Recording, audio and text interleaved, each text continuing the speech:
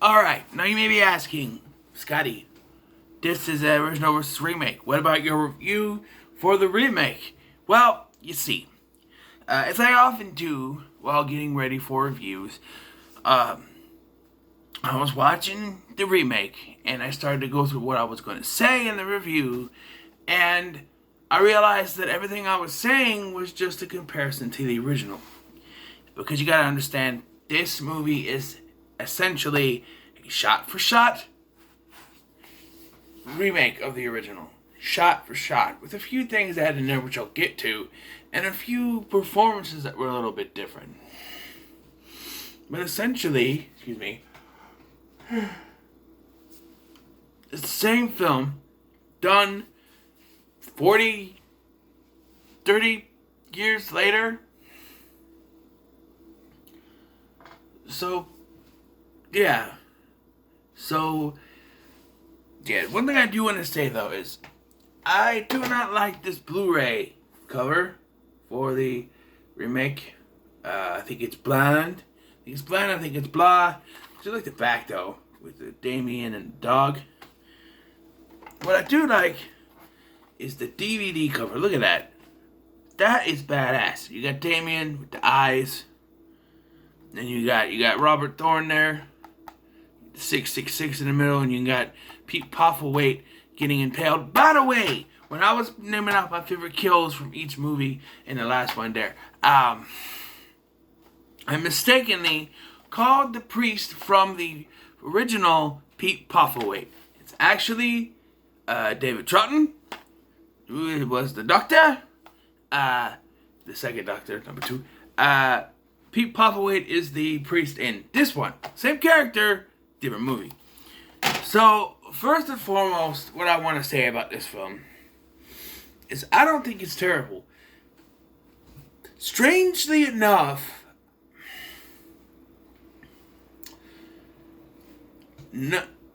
going into this, I was for sure either the remake or number 4 was going to go into the fryer. But I ended up, actually liking all these movies in different varied ways, so to speak. But I'm gonna go ahead and spoil my rating.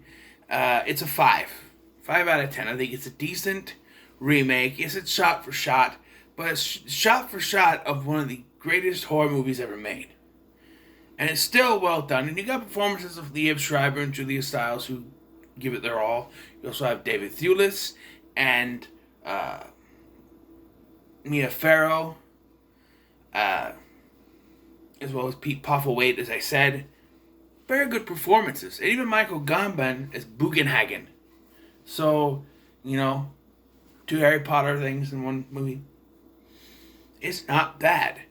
Now, to compare the original to the original, yes, the original is a superior film. It had a superior score with that of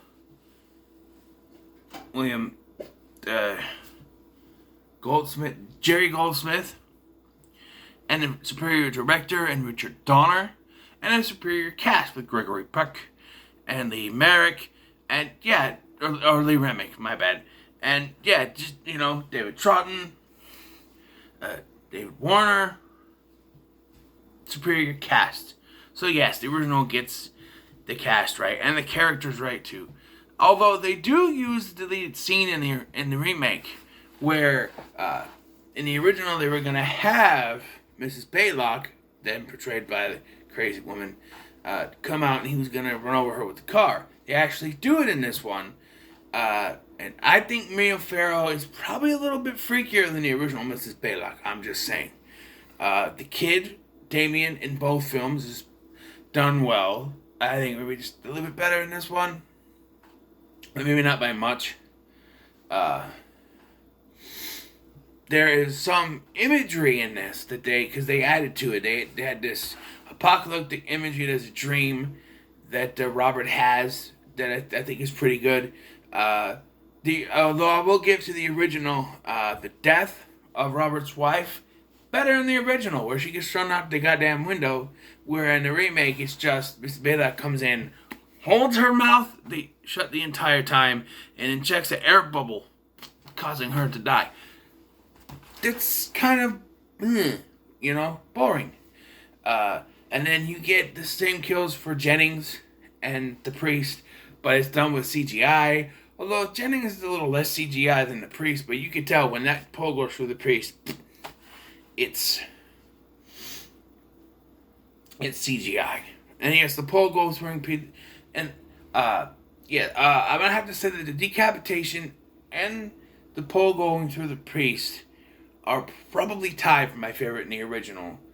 Here, I'll give it to running over Mrs. Baylock.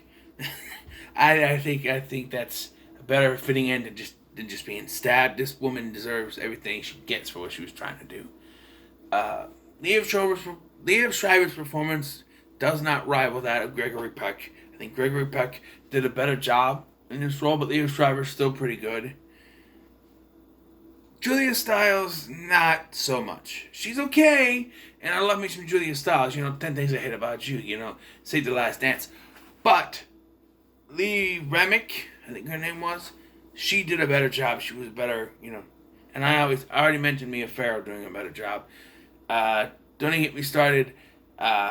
David Warner, even with his goofy ass hair, was better than David Thewlis. I'm sorry, Remus, but I liked him better. Bugenhagen serves the same thing as in the original. It's not really much of a difference. And then you have the priest. Oh, I'm sorry, you can't beat the Doctor, so I got to give that to the original as well with David Troughton. So, yeah, not really much to say. There's, shot for shot. I do want to talk about the ending because it's the same thing, but in the remake, they show the Pope dying at the exact same time that they're having Robert's funeral. What does that add, other than showing, oh hey, they were right, which Richard Donner did not want to do, actually. Richard Donner originally intended that it was supposed to be left up to the audience to decide. That maybe Catherine and Robert had been driven mad by these like the priest and stuff. And they were just accidents, and perhaps none of this was actually happening the way they thought.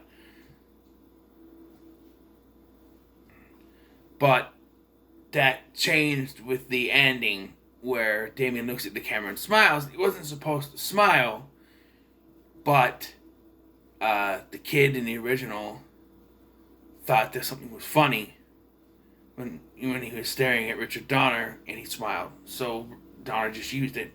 Here, they just blatantly did it.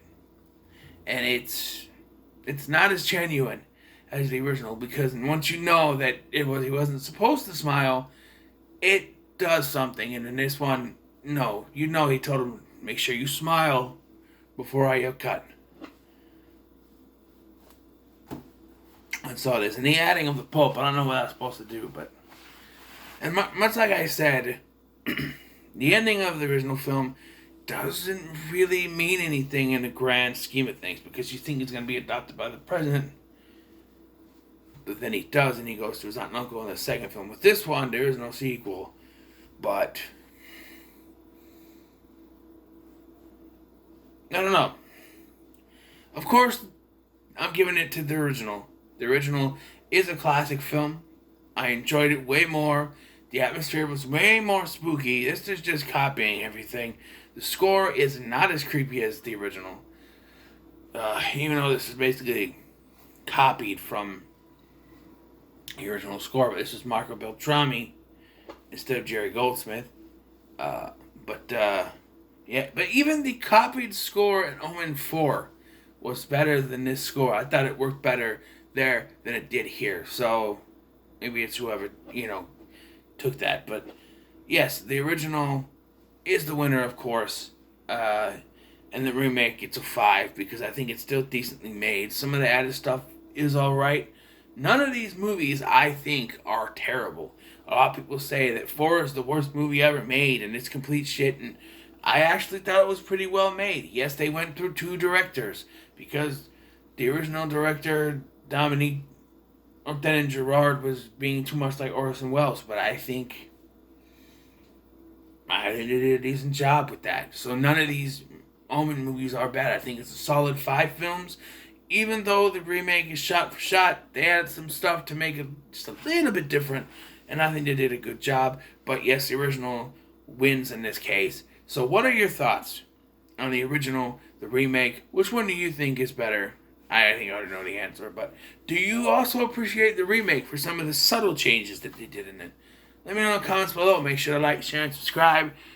Thank you for watching. I've been Scotty. Rankings on the way, and then we're going to go to a new franchise. Thank